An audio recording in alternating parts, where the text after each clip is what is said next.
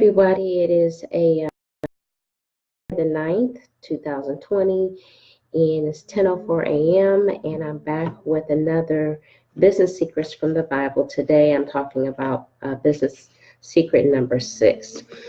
And again, he's continuing to focus on the fact that we need other people and we need relationships in order to be successful in business. And this one still resonated with me. Hey, Tanya, how are you? This one still resonated with me because as an introvert, this is a struggle. Not that I don't like to be around people or be in social situations, but the more I have to interact that way, it's a little draining for me. And then I have to go back and have to recharge. Hey, Jonko, how are you? I have to recharge and get my bearings and just kind of fill myself back up and so that I can keep going. I work better alone, and so there was really some soul searching I had to do about this secret right here. So what I'm going to do is I'm going to read some highlights that I did as I read the chapter, and then I'm going to add my commentary in terms of how I felt about it and how it impacted me. And today I would really appreciate some interaction with you all because this is like I said, I'm an introvert, so this is a little difficult for me. So if I read one of my highlights and you have some thoughts about it, if you could type a comment, just tell me what you think. Any likes and hearts would also be very encouraging, because I'm trying to get out of my comfort zone of just, putting my head down and doing my thing alone. So anyway, the title of this chapter says, everything important and joyful you have achieved has been in partnership with at least one other person. And I'll just in case you don't know, this is the book that I'm reading out of, and it's by Rabbi Daniel Lapin. And so one of the sections that I'm there. I mean, that's pretty obvious. The title of the chapter, but there's some golden nuggets of some some illustrations that he provided that I thought was very powerful and some good stuff to chew on. So he said, consider your best moments and greatest accomplishments. Have they not always been the product of participation or cooperation with at least one other person? Yeah, that's true. He said the best act of creativity is creating a business, because this allows us to enhance the lives of unwhole customers, employees, shareholders. The good done reverberates throughout the economy and the world. All of the many acts of creativity that a person may engage in can be modeled after that ultimate act of creation as outlined in the Bible, the creation of a baby. And that was pretty interesting to me. So I'm like, okay, yeah, that's true. I mean, that is the ultimate form of creation. And then I was thinking about how wonderful it was and how awesome God is to have created a way. Just think about it. He created a way so that when two people come together and they make a baby, every single time that baby is going to be unique to any other child in the world. I mean, just think about it. Every single one of us is totally unique. We have our own DNA. We have our own personalities. And even with me, I'm being, people would consider me a type A personality, but even within the different classes of personalities, you have differences. You have differences in how we look, differences in how we think, differences in how our brain functions. And to me, that's just like, you can't even wrap your mind around the awesomeness of that. So I thought about that. I was like, wow, that's pretty deep. So then he said, there are 3 things needed for the ultimate act of creativity. First, it requires at least 2 people. And he says, secondly, those 2 people need to be different from one another. And a creator needs somebody who won't disagree with them all the time. So basically, he's saying that if you just have 2 people that are saying the same thing, how are you creating anything if you don't have different ideas and different perspectives being exchanged? And that's pretty obvious. He says, we speak of conceiving of a plan or idea. After much give and take, we may see a conception. These are the words that we use in business. A viable idea is born into fruition. That is a model provided by the Bible in the story of Adam and Eve. The story of Adam and Eve is a model for the act of creativity, and one of the greatest acts of creativity is entrepreneurship, building a business. This creation involves interacting with others in creative pursuits that we find immensely satisfying, and you cannot do this by yourself. And one of the things that he talked about is how some people would object to that by talking about the solo artists, how you have people that are in basements or garages or whatever, and they're just putting their head down doing their thing, and they created something all on their own. But he said, but think about it, that's not necessarily true. He said, who provided the food while that person painted? Who provided him with the paint in the first place? He's talking about, of course, a painter. Where did the canvas come from? As you can see, nobody creates anything alone. It's not possible. And then he went on to say, our true wealth is other people. Our ability to make money depends on how well we connect and communicate with others. Hi, Fritz, how are you? And the other illustration that he gave was bread, and I thought this was very powerful also when he talked about the process of making bread. He says bread is sacramental and all of the faiths that are based on the Bible of the God of Abraham, Isaac, and Jacob. When Adam and Eve sinned, God said, by the sweat of your brow you will eat bread. And a lot of people, including myself, I thought that that was the punishment. I thought that because they had sinned, the punishment was, hey, how you doing, Shelly? Thank you for that heart. And if anybody appreciates this, I would appreciate any hearts or likes. That really gives me encouragement. So anyway, he talked about bread. Bread was not them um, having to farm the land, Adam having to farm the land for food instead of just being able to pull it off of the tree. That was not the punishment. The punishment was when they had to leave the Garden of Eden.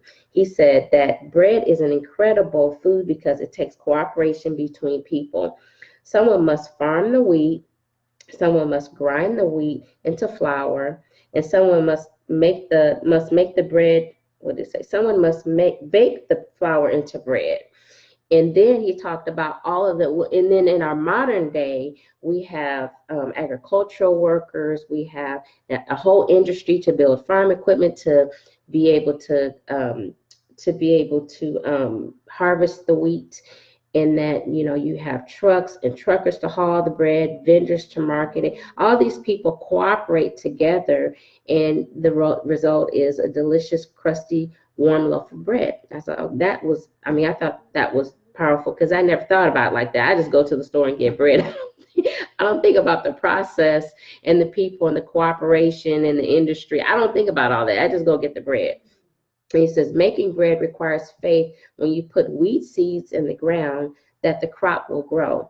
Flour must be made into dough. That must then be baked. And cooperation and time are needed to create anything of true human value. This is a lesson of bread, and it's absolutely essential. And that's true.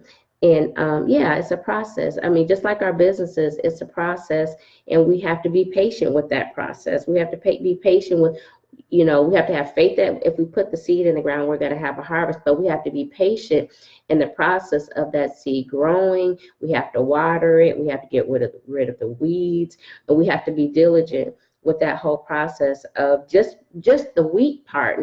We're not even talking about, making the flour and kneading the dough, and we're not even talking about all that. We're just talking about just putting the seed in the ground and being consistent with it and being patient. And then he said we sprinkle. So he was talking about, in this part, he was talking about as a Jew, what they do in their family every Sabbath.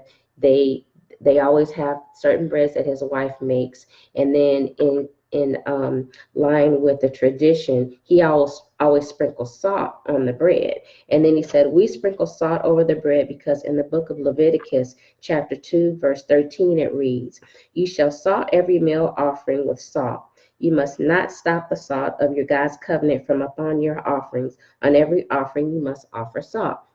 So then he explains that. He said that, and I'm just going to read this word by word because this just works for me. He says, salt is special and metaphorical. Salt is a combination of two elements, sodium and chlorine.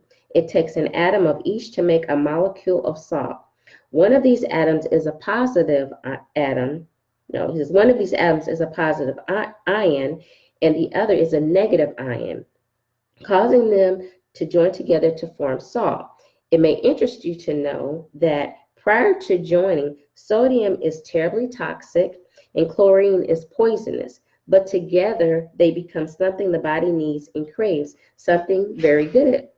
So he said, it's the same thing with people. You can take two human beings and they may not necessarily be good alone, and they may even be toxic, but if you bring them together and they collaborate and they create together, they create a synergy which is greater than the two of them together individually. One and two, and create synergy will be more than two. He says the creativity, this wealth is only possible when we join together. He says other people are the key to your success. You must begin to look at them with love. And so I was like, wow, I hadn't thought about that. Not that I don't like people, but it's just that when you think about it on a deeper level, especially in business. Thanks a lot, Tanya and Shelly, and everybody for joining, but I really appreciate those hearts. And but anyway, I had to think about that. I was like, wow, I really have to continue to get out of my comfort zone of just wanting to be alone and do my work, and then just kind of go in and out of society, and not how should I say it, collaborate with other people and engage more with other people. Doing this Facebook Live is a huge hurdle for me to do these every single week. Yeah, exactly. Shelly, join together. Love it. Thank you. But anyway, I was just like, wow, I really have to. And when you think about it, sales is what drives the economy. And so those people that naturally have that gift of collaboration and networking and interacting with other people, they normally do very well. And everything supports that. You have secretaries and you have bankers, and everybody is supporting the salesperson because they have developed that skill, or they have a natural skill of engagement and networking with other people. Hey, Don, how are you? And just, collaborating. I don't want to keep repeating myself, but engaging with other people to create something more, to create something better than themselves and even their own product. And so I'm like, wow, I really have to, for me, I have to do a better job of that. What about you guys? How do you, are any of you natural born salespeople? Thanks a lot, Don. Or are you, is it natural for you to interact and exchange with other people and collaborate? And if it is, if you could put it in the comments, how you came to that point. Is it something natural, or is it something that you had to work on? And specifically what you did to overcome the challenge of not being able to do that. Because I agree with him. I think that's the key to any type of entrepreneurial or any type of business successes. If you can, even career-wise, those people that can network and and find other people to create other things, other services, other types of value. Those are the people that are the most successful in business. So anyway, I'm going to go ahead and sign off so I can go ahead and get to church. But if this is something that you thought was beneficial, I would so appreciate you sharing it and continuing to like it. Hey, Jeff, how are you? Thank you very much. Ronette Jemison, the fourth president of 2020. Yeah. Nope, like you're learning to connect and putting myself out there. Yeah, it is so tempting to just, do my thing and write out my goals and complete my tasks. Like I have all these post-it notes of tasks that I need to do. And it's so tempting to say, oh, I've got all these tasks to do. I need to get those things done. But I know that those are the supportive things that are going to make me successful. It's going to be doing things like this, interacting with people and sharing with people and providing value that's really going to drive my business, that's really going to help me reach my goals. So anyway, you guys, that's all I have. And I so appreciate the comments. I so appreciate the likes. and the hearts. They really mean a lot to me, and they really encourage me. So I'll see you guys later. I am off to church, and all the best to your success, and I will see you next week.